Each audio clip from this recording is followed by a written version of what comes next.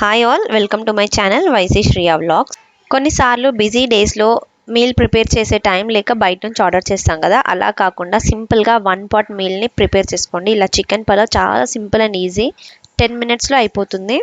Cooker పెట్టుకొని సరిపడా oil వేసుకొని సాజీరా, చెక్క, లవంగ, ఇలాచి, అలాగే బిర్యానీ ఆకు వేసుకొని ఒక టేస్ట్కి సరిపడా పచ్చిమిర్చి కూడా వేసుకొని ఫ్రై చేసుకోండి. ఇవి కాస్త ఫ్రై అయిన తర్వాత ఒక ఆనియన్ పొడుగా కట్ చేసుకొని వేసుకొని ఫ్రై చేసుకోండి. ఇలా మంచి గోల్డెన్ కలర్ వచ్చిన తర్వాత 1/2 స్పూన్ అల్లం వెల్లుల్లి పేస్ట్ వేసేసుకొని పచ్చివాసన పోయే వరకు ఫ్రై చేసుకోండి.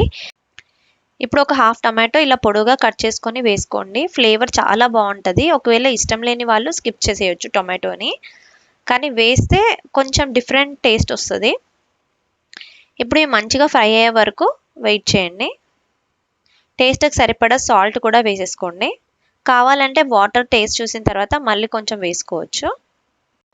ఇప్పుడు ముందుగా మనం క్లీన్ చేసి పెట్టుకున్న చికెన్ పీసెస్ని వేసి కలిపేసుకొని ఒక 5 minutes పాటు ఉడికించుకోండి. చికెన్లోని వాటర్ అంతా బయటకు వచ్చే వరకు ఉడికించండి.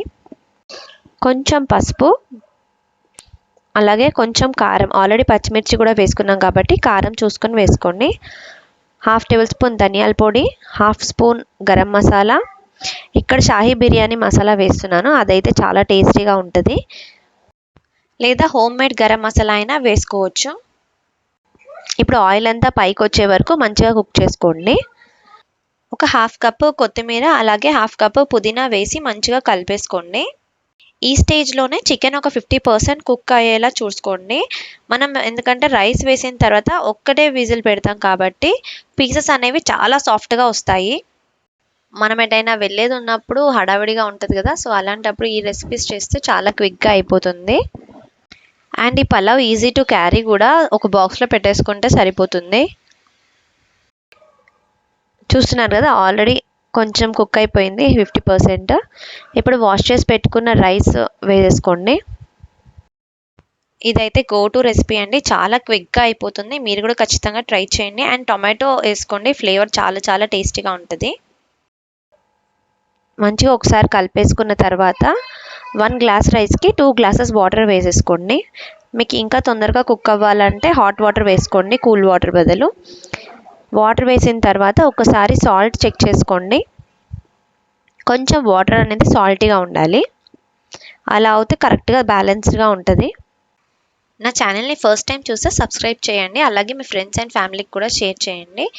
పక్కనున్న బెల్ ఐకాన్ని క్లిక్ చేస్తే మీకు నా నోటిఫికేషన్స్ వస్తాయి.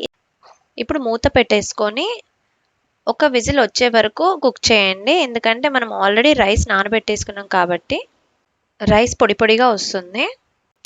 కుక్కర్ మూత తీసిన తర్వాత వెంటనే కలిపేయకండి, ఎందుకంటే రైస్ అంతా మెత్తగా అయిపోతుంది వేడి మీద. ఒక 5-10 minutes పాటు వదిలేసేయండి, ఆ తర్వాత సర్వ్ చేసుకోండి. రైస్ పొడి పొడిగా ఉంటుంది. Thanks for watching.